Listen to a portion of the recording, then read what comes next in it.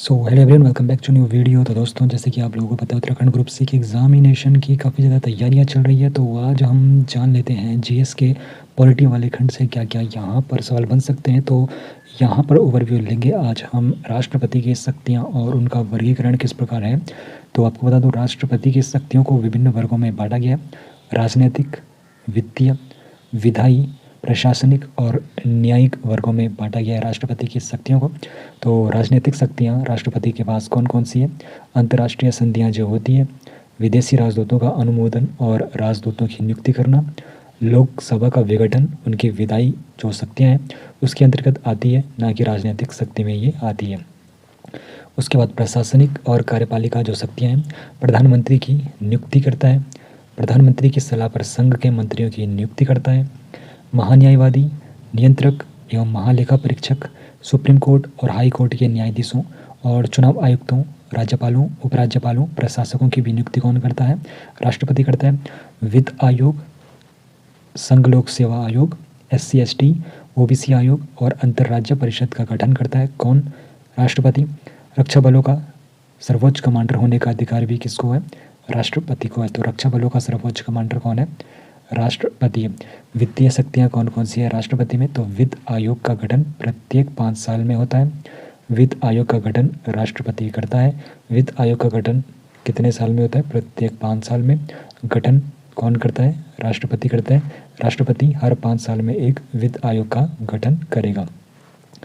बाकी जो विधायी शक्तियाँ होती हैं, अनुच्छेद 85 के तहत संसद को आहूत करना, संसद के सत्रावसान की घोषणा करना और लोकसभा का विघटन करना, ये कौन से अनुच्छेद में आता है? अनुच्छेद 85 के तहत ये आता है। और ये विधायी शक्तियाँ भी राष्ट्रपति के पास निहित होती हैं। अनुच्छेद 108 के तहत संयुक्त अधिवेशन बुलाना, संयुक्त अधिवेशन की अध्यक्षता हमेशा कौन करता है? बुलाने का काम राष्ट्रपति करता है, लेकिन अध्यक्षता लोकसभा का अध्यक्ष करता है। तो अनुच्छेद 108 के तहत में क्या है? संयुक्त अधिवेशन को बुलाने का काम कौन करता है? राष्ट्रपति। अधिवेशन अध्यक्षता हमेशा कौन करता है? लोकसभा का अध्यक्ष। और बुलाने का काम कौन करता है? राष्ट्रपति करता है। अब तक 3 संयुक्त अधिवेशन हुए। तो 3 संयुक्त अधिवेशन कब कब हुए? 1961 में हुआ था दहेज प्रतिबंध विधेयक के तहत उस वक्त, और 1978 में हुआ था बैंकिंग सेवा आयोग विधेयक आया था। 2002 में आया था आतंकवाद निवारक विधेयक जो आया था। तो अभी तक 3 संयुक्त अधिवेशन हो चुके हैं। 1961 में दहेज प्रतिबंधक विधेयक, 1978 में बैंकिंग सेवा आयोग विधेयक, 2002 में आतंकवाद निवारक विधेयक। बाकी अध्यादेश जारी करने की जो शक्ति है अनुच्छेद 123 के अंतर्गत आती है। और अगर संसद का सत्र नहीं चल रहा है और कोई कानून उस समय बनाना है तो राष्ट्रपति को यह अधिकार है कि वो अध्यादेश जारी कर सकता है। ये अनुच्छेद 123 में निहित है। तो अध्यादेश जारी करने की भी शक्ति किसके पास है? ये राष्ट्रपति के पास है। और जैसे संसद का सत्र नहीं चल रहा और कोई कानून बनाना है तो उस समय जो शक्तियाँ प्राप्त है राष्ट्रपति को अधिकार है कि वो अध्यादेश जारी कर सकता है। बाकी 1935 का भारत शासन अधिनियम प्रेरणा स्रोत है। और इस सूची में राष्ट्रपति समवर्ती और संघ सूची के विषयों पर अध्यादेश जारी कर सकते हैं और आपातकाल में राज्य सूची पर भी कर सकते हैं। अवधि आपको बताऊं तो यहाँ पे अधिकतम 6 महीने और संसद का सत्र शुरू होने के बाद 6 सप्ताह के भीतर इसे संसद की मंजूरी मिलनी चाहिए। संसद के लिए राष्ट्रपति का अभिभाषण केंद्रीय मंत्रिमंडल द्वारा तैयार किया जाता है। तो संसद के लिए राष्ट्रपति का जो अभिभाषण है किसके द्वारा तैयार किया जाता है? केंद्रीय मंत्रिमंडल के द्वारा तैयार किया जाता है। राष्ट्रपति की न्यायिक और सलाहकारी जो अधिकार है, क्षमादान की शक्ति है, ये कौन से अनुच्छेद में? अनुच्छेद 72 में निहित है। राष्ट्रपति किसी भी व्यक्ति की सजा को कम या फिर माफ कर सकता है। 5 प्रकार की क्षमादान शक्तियाँ: लघुकरण, सजा की प्रकृति को बदलना, जैसे मृत्युदंड को आजीवन कारावास में करना; परिहार, जैसे सजा की मात्रा को कम करना, जैसे 10 साल से 5 साल कठोर कारावास; विराम, विशेष परिस्थितियों में जैसे दिव्यांगता, गर्भावस्था के कारण सजा कम या फिर रोक सकता है कौन? राष्ट्रपति। प्रविलंबन, दंड को कुछ समय के लिए टाल देना, जैसे मृत्युदंड; क्षमा, कैदी को पूर्णतः मुक्त कर देना। तो ये सब अधिकार किसके पास होते हैं? राष्ट्रपति के पास होते हैं। और ये किस अनुच्छेद में? अनुच्छेद 72 में क्षमादान की शक्ति आती है। और उच्चतम न्यायालय से परामर्श, ये किस अनुच्छेद में आता है? 143 में आता है। राष्ट्रपति सुप्रीम कोर्ट से कानूनी सलाह ले सकता है। तो राष्ट्रपति सुप्रीम कोर्ट से कानूनी सलाह ले सकता है और यह सलाह राष्ट्रपति के लिए बाध्यकारी नहीं होगी।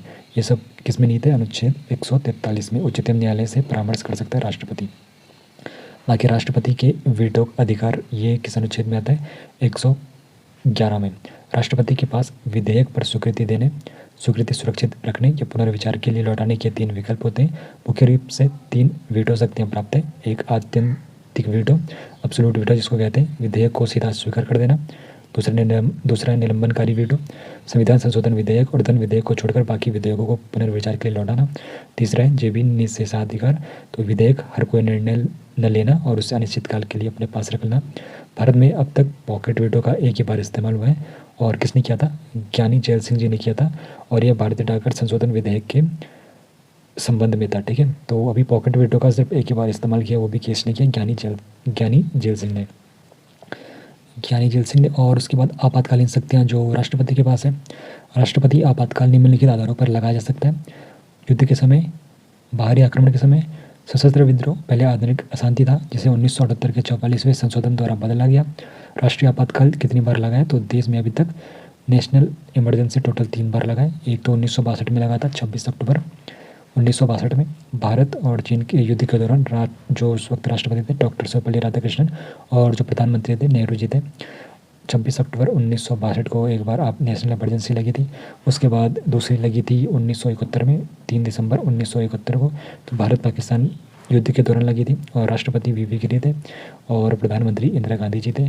तो दूसरा लगा था नेशनल इमरजेंसी 1971, पहला 1962 और तीसरा लगा था 1975 में 25 जून 1975 को। तो 25 जून 1975 को आंतरिक अशांति के आधार पर राष्ट्रपति उस वक्त थे फखरुद्दीन अली अहमद और प्रधानमंत्री थे इंदिरा गांधी। तो उस वक्त ये नेशनल इमरजेंसी लगी थी। बाकी संवैधानिक संशोधन और राष्ट्रपति की भूमिका के बारे में आपको बताऊं तो 42वां जो संशोधन है 1976 में, तो राष्ट्रपति के लिए मंत्रिपरिषद द्वारा भेजे गए विधेयक को अनुमति देना बाध्यकारी बना दिया गया है। बाकी 44वां जो संशोधन था 1978 में, राष्ट्रपति को यह अधिकार दिया गया कि वह विधेयक को एक बार पुनर्विचार के लिए लौटा सकते हैं। हालांकि यदि संसद उसे दोबारा पारित कर भेजती है तो राष्ट्रपति को उसे पारित करना ही होगा। उसके बाद प्रमुख राष्ट्रपति से जुड़े कुछ महत्वपूर्ण तथ्य, तो डॉक्टर राजेंद्र प्रसाद जी से, तो भारत के पहले राष्ट्रपति थे, लगातार 2 बार राष्ट्रपति बनने का एकमात्र ये व्यक्ति है। 1950 से लेकर 1962 तक भारत के राष्ट्रपति के पद पर रहे। डॉक्टर सर्वपल्ली राधाकृष्णन से जो यहाँ पे इंपॉर्टेंट तथ्य है, तो भारत के पहले ये उपराष्ट्रपति थे और दूसरे ये राष्ट्रपति थे 1962 से लेकर 1967 तक। तो पहले उपराष्ट्रपति पूछा जाएगा तो कौन है? सर्वपल्ली राधाकृष्णन, और दूसरे राष्ट्रपति सर्वपल्ली राधाकृष्णन थे 1962 से 1967। दार्शनिक राजा अथवा दार्शनिक शासक के रूप में इनको जाना जाता है, दार्शनिक राजा और दार्शनिक शासक के रूप में जाना जाता है। बाकी डॉक्टर जाकिर हुसैन भारत के तीसरे राष्ट्रपति थे। 1967 से लेकर 1969 तक ये भारत के राष्ट्रपति रहे। पद पर रहते हुए इनकी मृत्यु हुई और भारत के पहले मुस्लिम राष्ट्रपति थे। तो पहले मुस्लिम राष्ट्रपति कौन थे? डॉक्टर जाकिर हुसैन। तीसरे राष्ट्रपति कौन थे? डॉक्टर जाकिर हुसैन। राष्ट्रपति के पद पर रहते हुए मृत्यु किसकी हुई? डॉक्टर जाकिर हुसैन की। और पहले मुस्लिम राष्ट्रपति कौन थे? तो डॉक्टर जाकिर हुसैन थे। उसके बाद वी गिरी, तो भारत के चौथे राष्ट्रपति कौन थे? भारत के चौथे राष्ट्रपति थे वी गिरी और 1969 से 1974 तक भारत के राष्ट्रपति रहे। ट्रेड यूनियन आंदोलन से इनका संबंध था। एकमात्र राष्ट्रपति जिनके निर्वाचन में दूसरे चक्र की मतगणना हुई थी। नीलम संजीव रेड्डी से इंपॉर्टेंट तथ्य, भारत के ये छठे राष्ट्रपति थे। 1977 से लेकर 1982 तक ये रहे। उसके बाद भारतीय राष्ट्रपति के सर्वसम्मति से चुने जाने पर अभी तक एकमात्र उदाहरण कौन सा है? तो वो है नीलम संजीव रेड्डी का। वे लोकसभा के अध्यक्ष भी रह चुके हैं। ज्ञानी जैल सिंह, तो भारत के ये 7वें राष्ट्रपति थे। 1982 से लेकर 1987 तक पॉकेट वीटो का एकमात्र उपयोग इन्हीं के द्वारा भारतीय डाकघर संशोधन विधेयक पर किया गया था। उसके बाद राष्ट्रपति भवन के बारे में आपको बताऊं तो राष्ट्रपति भवन को किसने बनाया था? एडविन लुटियंस ने डिजाइन किया था। तो ये भी इंपॉर्टेंट प्रश्न आप लोगों के लिए बन जाता है कि जो राष्ट्रपति भवन है उसका निर्माण किसने किया था? तो राष्ट्रपति भवन का निर्माण किया था एडविन लुटियंस ने राष्ट्रपति भवन का निर्माण किया था। तो भारतीय राष्ट्रपति का पद संवैधानिक रूप से सर्वोच्च होता है और उन्हें विभिन्न प्रकार की कार्यकारी, विधायी, न्यायिक, वित्तीय और आपातकालीन शक्तियाँ भी प्राप्त होती है। यदि भी कुछ शक्तियों में मंत्रिपरिषद की सलाह आवश्यकता होती है, फिर भी राष्ट्रपति की भूमिका देश की संवैधानिक व्यवस्था के संरक्षक के रूप में अत्यंत महत्वपूर्ण होती है और विशेषकर उनके वीटो अधिकार, अध्यादेश जारी करने की शक्ति और समाधान की शक्तियाँ उन्हें एक शक्तिशाली और संवैधानिक प्रमुख बनाती है।